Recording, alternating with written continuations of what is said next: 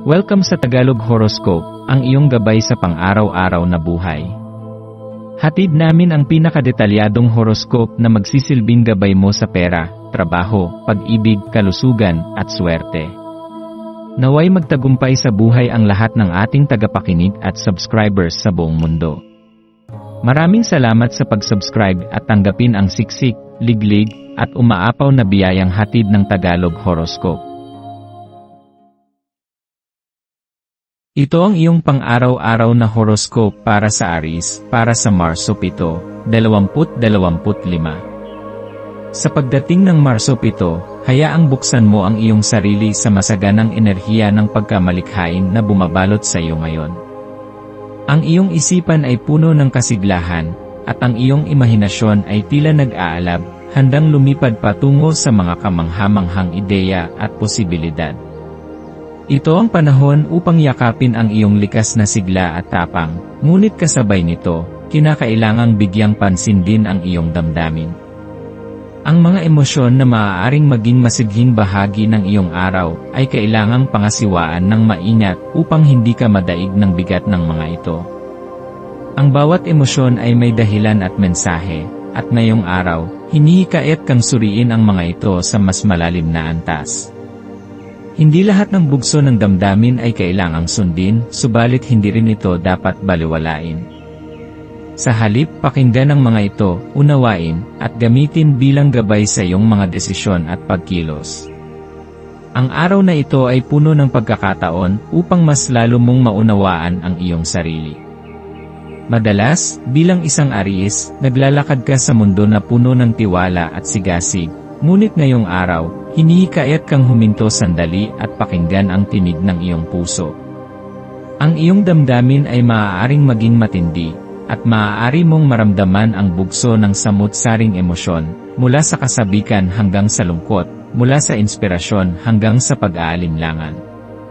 Ngunit tandaan, ang emosyon ay hindi hadlang kundi isang gabay upang mas lalo mong maintindihan ang iyong tunay na nais at pangarap sa buhay. Kung minsan, sa sobrang bilis ng ating mga galaw at sa dami ng ating ginagawa, hindi natin napapansin ang mga mensahe ng ating puso. Ngayong araw, hayaang ang iyong damdamin ang maging gabay mo sa iyong mga desisyon. Sa bawat sandaling maramdaman mong tila may kulang o hindi ka panatag, huminto at pag-isipan kung ano ang tunay mong kailangan. Habang lumilipas ang mga oras, mapapansin mong may mga aspeto ng iyong buhay, partikular na sa iyong relasyon sa ibang tao, ang maaaring maging mas matindi kaysa sa dati. Maaring may mga lumang issue o alaala na muling babalik sa iyong kamalayan. Ito ay maaaring isang pagkakataon upang mas lalong lumalim ang iyong pangunawa sa sarili mong emosyon at sa koneksyon mo sa iba. Huwag matakot harapin ang damdaming ito. Ang pag-unawa sa sarili ay isang mahalagang hakbang sa pagyakap sa hinaharap ng may mas matibay na pundasyon.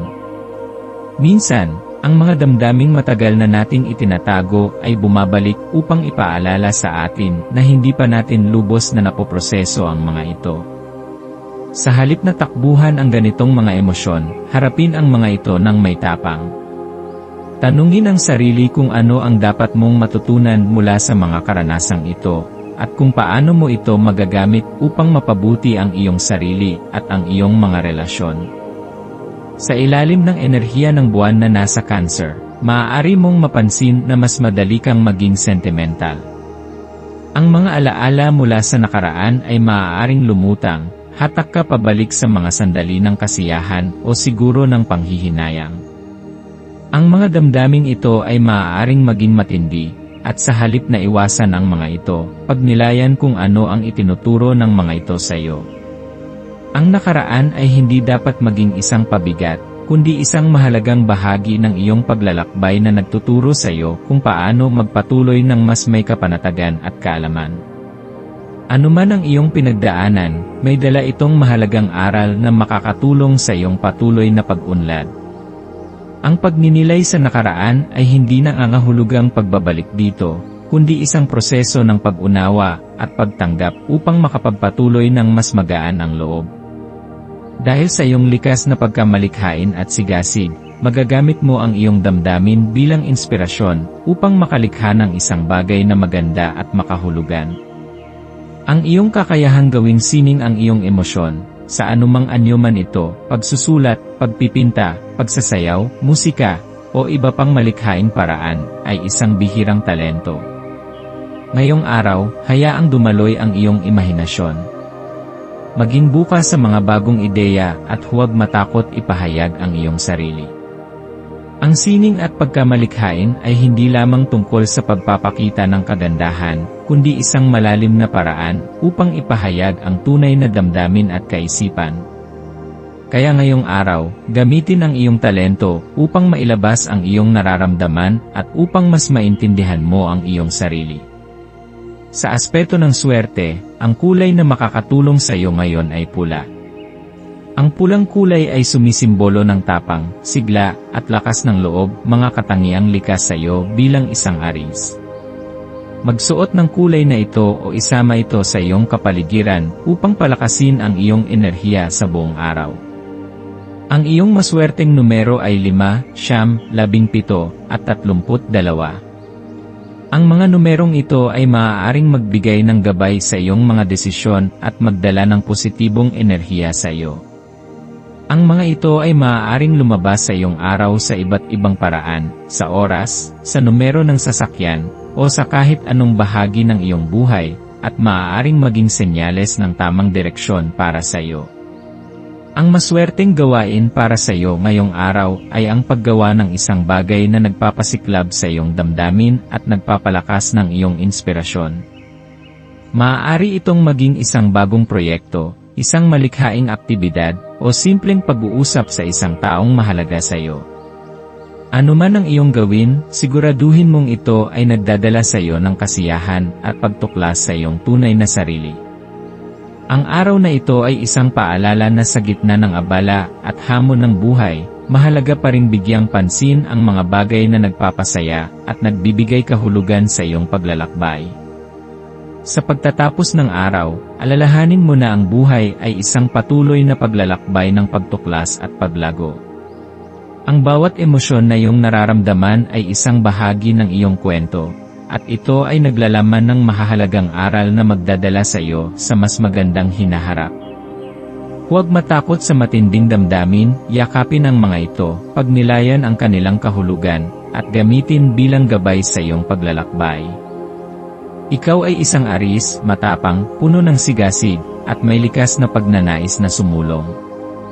Ang araw na ito ay isang pagkakataon upang ipakita ang iyong tapang, hindi lamang sa iyong mga kilos kundi pati na rin sa iyong kakayahang harapin ang sarili mong damdamin. Maging bukas sa bagong inspirasyon at pag-unlad, sapagkat ang sansinukob ay may nakalaan na mga magagandang bagay para sa iyo.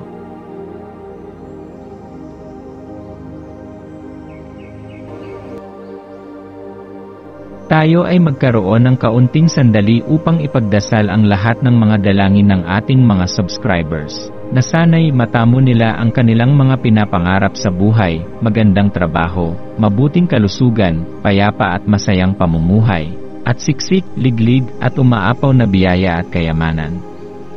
Ipinagdarasal namin ng mataimtim ang lahat ng mga komento sa nakaraang video, at hinihiling namin, Panginoon, na pagpalain mo ang ating mga subscribers ng masayang buhay sa mundong ibabaw.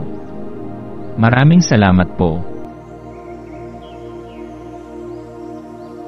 Maaari kayong mag-subscribe sa aming channel na Daily Prayer, kung saan nag-a-upload kami ng pang-araw-araw na Catholic Gospel Readings, Reflections, at Daily Rosary Reading para sa lahat ng misteryo ng araw.